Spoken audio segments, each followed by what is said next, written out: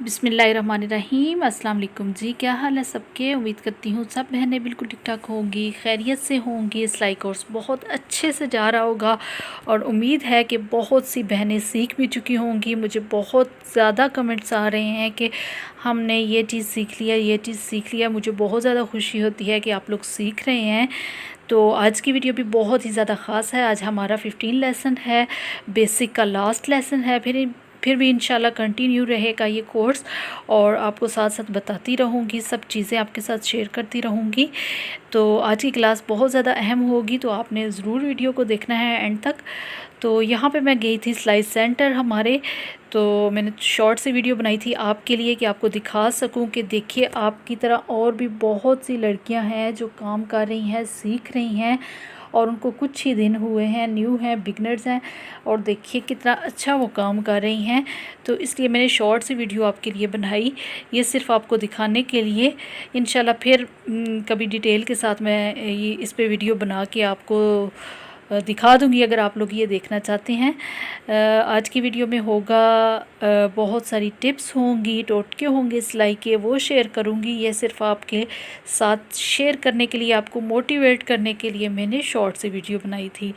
तो यहाँ पे सबसे पहले टिप आपको मैं देती चलूँ। अगर आप सिलाई जब कर रही होती हैं तो धागा आपका कम पड़ जाता है, समटाइम्स ऐसा होता है, फिर आपको समझ नहीं आ रही होती, बार बार आपको अलग से डालना पड़ता है धागा, ऊपर भी नीचे बोबिन में भी। तो आप ये कर लिया करें कि उसको गिरा लगा के सेट कर लिया करें। एक ही गिरा लगाएं, क्योंकि ज़्यादा लगाएंगी तो मोटा हो जाएगा धागा, तो वो टूटेगा। एक गिरा लगा के उसको टाइट कर ले और अगेन आप बोबिन में भर लीजिए धागे को जितना आपको चाहिए।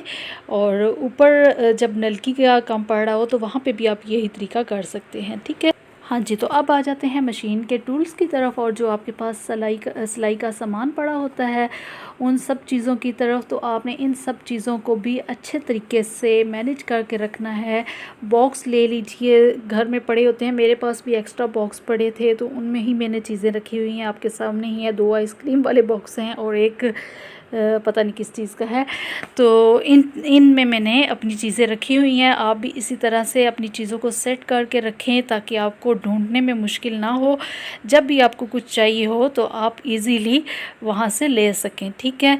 अब यहाँ पे ये देखिए मेरे पास बटन्स पड़े हैं और ये नेकलेस आप देख सकते हैं टूटा हुआ मेरे पास पड़ा है। इसी तरह बहुत सारी जो चीज़ें घर में टूट जाती हैं या पड़ी होती हैं उन सब चीज़ों को मैं इकट्ठे करके रख लेती हूँ। वो मेरे सिलाई की चीज़ों में काम आ जाती हैं। अक्सर मैं इन्हीं के साथ डिज़ाइनिंग करती हूँ।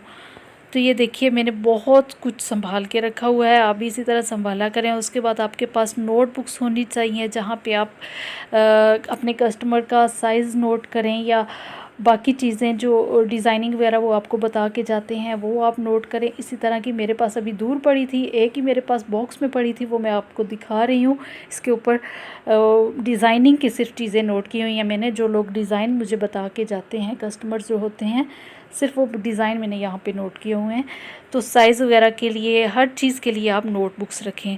अब आ जाते हैं नेक्स्ट टिप की तरफ। तो ये वाला अहम टोटका है, आपने इसको जहन में रखना है कि अगर आपके पास इलास्टिक कभी कभार कम पड़ जाती है तो आपने ये वाला तरीका कर लेना है। इससे आपकी इलास्टिक कम नहीं पड़ेगी और वो उसी साइज़ में आ जाएगी जो आप साइज़ रखना चाह रही हैं।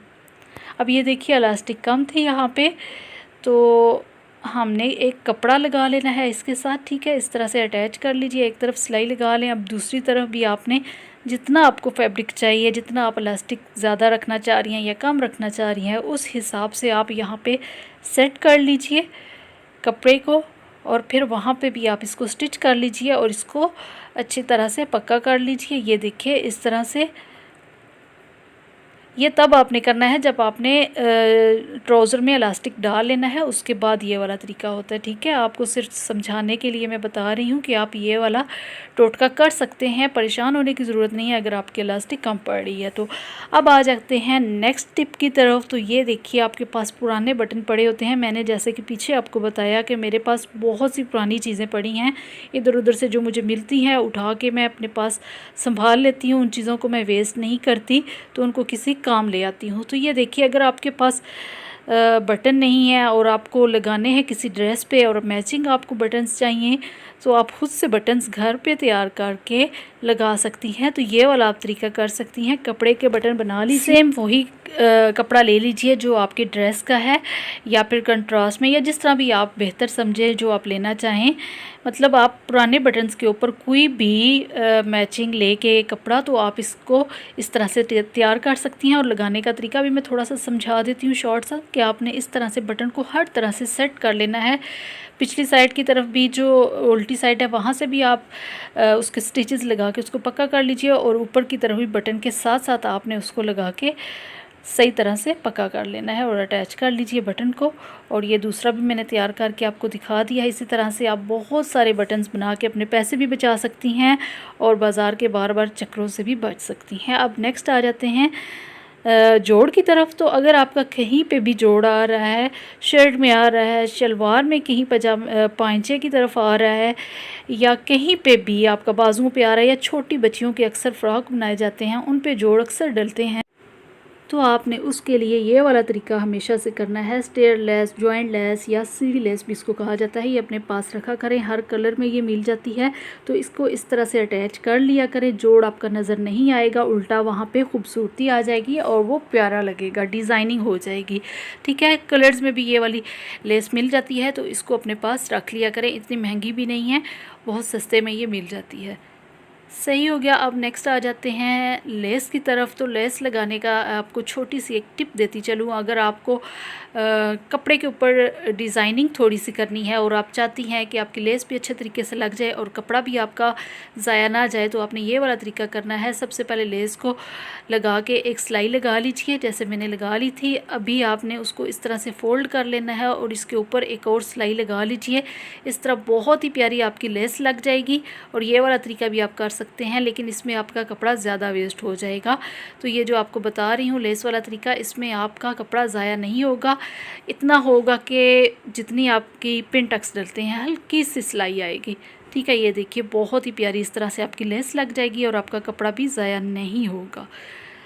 तो अब आ जाते हैं नेक्स्ट टिप की तरफ। तो यहाँ पे आप देखिए कि पाइपिंग अगर आप लगा रही हैं और आपके पास ये वाला पाँव नहीं है, जो आपको मैंने पिछली वीडियो में भी बताया था कि मस्ट होता है पाइपिंग लगाने के लिए, अगर आपके पास ये नहीं है तो आप ये वाला तरीका कर लीजिए कि पाइपिंग आप ले लें पतली डोरी वाली, या उसके अंदर जो डोरी है उसको निकाल लीजिए। ठीक है, पतली सी होती है वो निकाल लीजिए, या फिर पाइपिंग ऐसी रख लें जो पतली डोरी वाली मिलती है, वो इजीली आम मशीनों पे लग जाती है। अब ये देखिए मेरे पास भी पतली डोरी वाली पाइपिंग है, तो इसको आराम से हम जो नॉर्मल हमारे पास आम मशीनें हैं तो उस मशीन पे हम ये लगा सकते हैं। ठीक है, ये देखें कितनी प्यारी ये लग रही है आराम से। तो ये वाली लेस आप बगैर पाइपिंग के पाँव के भी लगा सकते हैं। ठीक है, अब यहाँ पे आपको मैं एक कॉर्नर बनाना भी सिखा देती हूँ कि कॉर्नर किस तरह से बनाया जाता है। ये देखें, एक साइड पे लगा के आपने पूरी पाइपिंग को फिर उसको सीधा करना है, फिर दूसरी साइड पे जब लगाएंगी कॉर्नर जब बनेगा तो आपने इस तरह से उसको मोड़ना है। ठीक है, जैसे पहले लगाते आ रहे थे, फिर आपने उसको डबल कर लेना है सिलाई को और फिर आगे तक लेते जाएं, तो इस तरह आपका कॉर्नर जो है बहुत ही अच्छे तरीके से बन जाएगा। और जो बैक साइड होगी उल्टी साइड, ये देखिए वहाँ पे भी बहुत ही सफाई से कॉर्नर बन जाएगा और अपनी जगह पे वो खुद ही पाइपिंग आ जाएगी कॉर्नर की, तो आप वहाँ पे सिलाई अच्छे से लगा सकते हैं। ठीक है, हाँ जी। तो अब आ जाते हैं अगले टोटके की तरफ। तो ये वाला टोटका भी बहुत ही ज़्यादा इम्पोर्टेंट है। आपने जब भी ट्राउज़र की या बाजू की सिलाई लगानी हो तो आपने इस तरह लगानी है। कहीं पे भी आप शलवार की भी लगा रही हो, कुछ भी बना रही हैं, तो आपने सीधी तरह सिलाई नहीं लगा देनी। उसको इस तरह से पहले तो मार्क कर लीजिए जितना आपने साइज़ रखना है, फिर उसके बाद आपने ऊपर वाले कपड़े को इस तरह से मोड़ना है और नीचे वाले को इस तरह से मोड़ना है। तो यहाँ पे आपने सिलाई लगा के आगे तक लेके जाना है, ये हमेशा आपने याद रखना है। इस तरह से सिलाई लगानी है, इस तरह आपके बाजू की ट्राउज़र की सफाई बहुत ही अच्छे तरह से आएगी और जो धागे निकल के आगे कपड़ा आ रहा होता है वो भी कभी भी नज़र नहीं आएगा। हाँ जी, तो प्यारी बहनों, कैसा रहा आपका बेसिक सिलाई कोर्स? मुझे ज़रूर बताइएगा, क्या कुछ सीखा आपने, कुछ समझ आया, नहीं आया? इंशाल्लाह आगे भी क्लासेस कंटिन्यू रहेंगी, तो आपने साथ साथ रहना है। मिलते हैं इंशाल्लाह नेक्स्ट वीडियो में, तब तक इजाज़त दीजिएगा, दुआओं में याद रखिएगा। अल्लाह हाफिज़।